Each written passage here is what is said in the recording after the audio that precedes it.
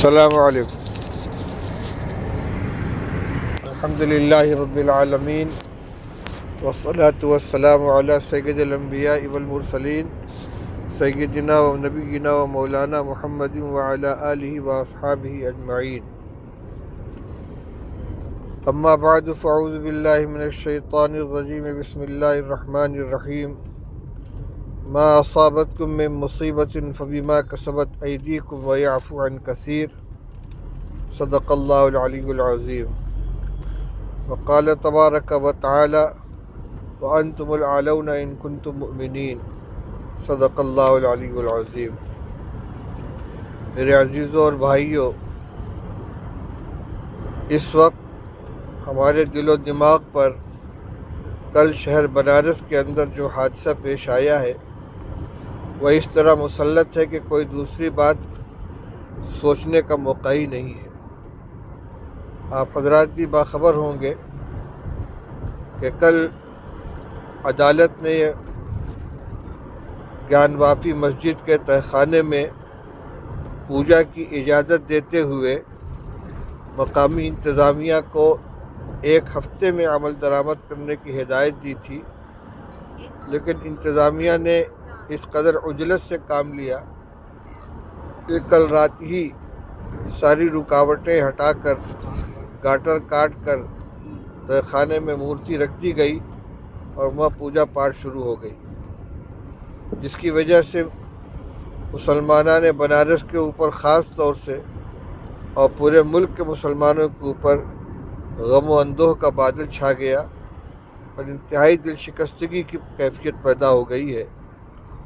خبر ہے کہ اس کے خلاف سپریم کورٹ کے اندر کیس دائر کیا جا رہا ہے، لیکن عدالتوں کا جو رخ ہے اس کی بنا پر کچھ کہا نہیں جا سکتا کہ فیصلہ کیا ہوگا۔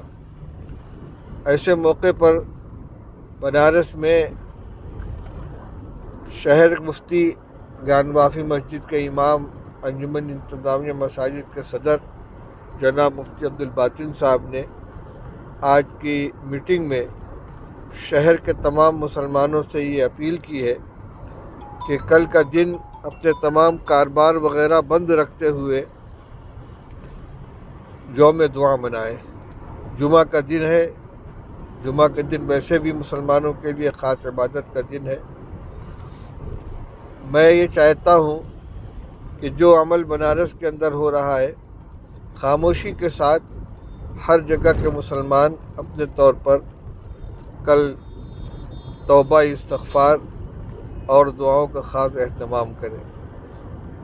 دنیا میں جو کچھ ہوتا ہے وہ اللہ کے فیصلے سے ہوتا ہے، اور ہمارے اعمال اس سلسلے میں فیصلہ کن ثابت ہوتے ہیں۔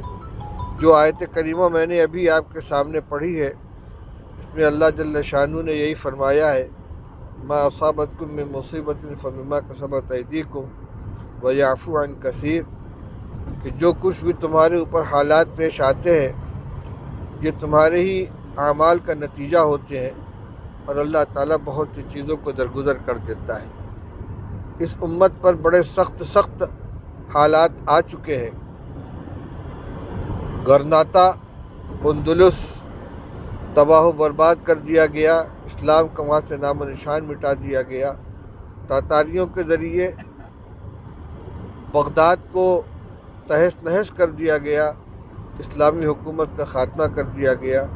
یہ الگ بات ہے کہ پھر اللہ تعالیٰ نے انہی کے خاندان سے اسلام کے نمائندے پیدا فرمائے، اور علامہ اقبال رحمۃ اللہ علیہ کو کہنا پڑا، ہے آیا یوجش تاتار کے افسانے سے کہ پاسباں مل گئے کعبے کو صنم خانے سے۔ لیکن جو حالات پیش آئے ہیں ان کا تجزیہ کرنے والوں نے یہی فیصلہ کیا ہے کہ ہر جگہ، چاہے وہ بغداد ہو چاہے وہ اندلس ہو، دنیاوی شان و شوکت کے اعتبار سے مسلمان بڑے عروج کے اوپر تھے۔ ان کی حکومت تھی، ان کی طاقت تھی، اور بہت بڑی تعداد تھی۔ دنیاوی اعتبار سے وہ ہر اعتبار سے ترقی یافتہ تھے، لیکن دینداری ان کے اندر سے نکل چکی تھی۔ دنیا طلبی اور دنیا کے اندر یعنی غرق رہنے کا ان کے اندر رجحان پیدا ہو گیا تھا، تو دشمن کے دل سے ان کا رعب نکل گیا، جیسا کہ حدیث پاک میں ارشاد فرمایا گیا ہے۔ رسول اللہ صلی اللہ علیہ وسلم نے ارشاد فرمایا کہ ایک وقت آئے گا کہ تمام دنیا کی قومیں تمہارے خلاف ایک دوسرے کو دعوت دیں گی، جس طریقے سے دسترخوان پہ کھانا کھانے والے ایک دوسرے ساتھی کو دعوت دیتے ہیں، یہ ڈش لو، یہ کھانا لو، یہ بہت لذیذ ہے۔ اسی طریقے سے مسلمانوں کو ختم کرنے کے لیے، تباہ و برباد کرنے کے لیے ساری قومیں ایک دوسرے کو دعوت دیں گے۔ صحابہ کرام رضی اللہ تعالیٰ عنہم نے یہ پوچھا کہ یا رسول اللہ، کیا اس زمانے میں ہماری تعداد بہت تھوڑی ہوگی؟ فرمایا نہیں، تعداد تو بہت ہوگی، لیکن تمہاری حیثیت ایسی ہوگی جیسے سیلاب کے زمانے میں پانی کی سطح پر بہنے والا کوڑا کرکٹ اور جھاڑ جھنکار ہوتا ہے کہ اس کا کوئی وزن نہیں ہوتا، اس کی کوئی قیمت نہیں ہوتی۔ اور رسول اللہ صلی اللہ علیہ وسلم نے فرمایا کہ اس زمانے میں صورتحال یہ ہوگی کہ اللہ تعالیٰ تمہارے دشمنوں کے دلوں سے، مخالفین کے دلوں سے تمہارا رعب نکال دیں گے اور تمہارے دلوں کے اندر کمزوری پیدا کر دیں گے، بزدلی پیدا کر دیں گے۔ صحابہ نے پوچھا کہ یا رسول اللہ، یہ بزدلی کیوں آئے گی؟ تو آپ نے ارشاد فرمایا کہ دنیا کی محبت اور موت کا خوف، موت کی کراہیت، یہ دو اسباب ہوں گے۔ یہ قطعی حدیث رسول اللہ صلی اللہ علیہ وسلم کی، اور حالات کو دیکھیے تو آج مسلمان ہندوستان کے اندر سرکاری اعداد و شمار کے اعتبار سے 20 کروڑ کی تعداد ہے ان کی، اور اگر پورے حقیقی گنتی دیکھی جائے تو اس سے بہت زیادہ ہے، لیکن کوئی وزن نہیں ہے، کوئی حیثیت نہیں ہے۔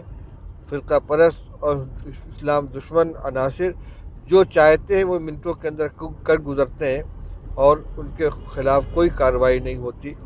اب ایک ہی راستہ ہے کہ مسلمان اپنی زندگی کے اندر تبدیلی لے آئیں، جو کوتاہیاں ہیں ان کا ازالہ کریں، معاصی سے توبہ کریں، نمازوں کا اہتمام کریں، اللہ سے اپنے تعلق کو جوڑیں۔ صحابہ کرام رضی اللہ تعالیٰ عنہم کو اللہ تعالیٰ نے جو برتری عطا فرمائی تھی وہ ان کے ایمان اور عمل صالح کی بنا پر تھی، اور اسی زمانے کا یہ اعلان ہے کہ انتم الاعلون ان کنتم مؤمنین، تم ہی سربلند رہو گے اگر واقعی تم ایمان والے ہو۔ ایمان حقیقی معنی میں اگر ہمارے اندر آ جائے تو تعداد کچھ بھی ہو، مسلمانوں کو اللہ تعالیٰ سربلندی عطا فرمائیں گے۔ اس لیے جس کا جتنا دائرۂ اثر ہے، اپنے دائرۂ اثر کے اندر مسلمانوں میں دینی بیداری پیدا کر کے لغویات، خرافات و گناہوں سے بچ کر طاعت و بندگی والی زندگی گزارنے کی تلقین کریں، اور گناہوں سے اپنے بچائیں، توبہ و استغفار کا اہتمام کریں۔ خاص طور سے کل کا دن جو جمعہ کا دن آنے والا ہے، اور آگے جو پروگرام ہیں ان کی کامیابی کے لیے، اور اس مسجد کے اندر جو بت رکھ دیا گیا اور مورتی رکھ دی گئی، پوجا شروع ہو گئی، اس کے پاک ہو جانے کے لیے خاص طور سے اہتمام سے دعائیں کریں۔ کوئی احتجاج، سڑکوں پہ نکلنا، نعرے لگانا، کالی پٹی باندھنا، یہ تو صرف ظاہری اسباب ہیں اور ان سے اب تک کچھ ہوا نہیں ہے۔ اس لیے جو حقیقی قوت ہے وہ ہمارے ایمان اور عمل کی قوت ہے، اس پر ہر ایک کو آنا چاہیے، اپنے گھروں میں، اپنے محلے میں، اپنے پڑوس میں، اپنی مسجد میں، اپنے اہل تعلق میں، سب میں اس کی بات کو چلائیں۔ کل خاص طور سے دعاؤں کا اہتمام کریں، مسجد میں پہلے آ جائیں، سارے لوگ بیٹھ کر سننے سے فارغ ہو کر دیر تک کلمہ طیبہ، استغفار، آیت کریمہ لا الہ الا انت سبحانک انی کنت من الظالمین کا ورد کرتے رہیں، اور اس کے بعد نماز جمعہ کے بعد اجتماعی طور سے اہتمام کے ساتھ دعا کریں۔ آج کا میرا یہی پیغام ہے۔ اللہ تعالیٰ ہم سب کو عمل کرنے کی توفیق عطا فرمائے۔ وآخر دعوانا الحمدللہ رب العالمین۔ اللہم صلی علی سیدنا مولانا محمد وآلہ وصحبہ وبارک وسلم۔ اللہم وفقنا لما تحب وترضى من القول والفعل والعمل والنیت والهدى۔ یا اللہم آت نفسی تقواها وزکیها انت خیر من زکاها انت ولیها ومولاها۔ اللہم ان قلوبنا ونواصینا وجوارحنا بیدک لم تملکنا منها شیئا فإذا فعلت ذلك بنا فكن انت ولینا واہدنا الی سواء السبیل۔ یا اللہ ہمارے حالات کو درست فرما دے، یا اللہ پریشانیوں کو ختم فرما دے، مسلمانوں کو عزت و سربلندی عطا فرما۔ اسباب ذلت سے ہمیں نجات عطا فرما، اسباب عزت عطا فرما، اپنا سچا تعلق نصیب فرما، ہماری دعاؤں کو اپنے فضل و کرم سے قبول فرما۔ گیان بافی مسجد کے اندر جو حالات چل رہے ہیں اللہ اس میں اپنی مدد شامل حال فرما۔ ہم کمزور ہیں، گناہ گار ہیں، تیرے گھر کی بھی حرمتی ہو رہی ہے، اے اللہ اپنے کرم کا معاملہ فرما دے اور ہمارے حال پر رحم کا معاملہ فرما دے۔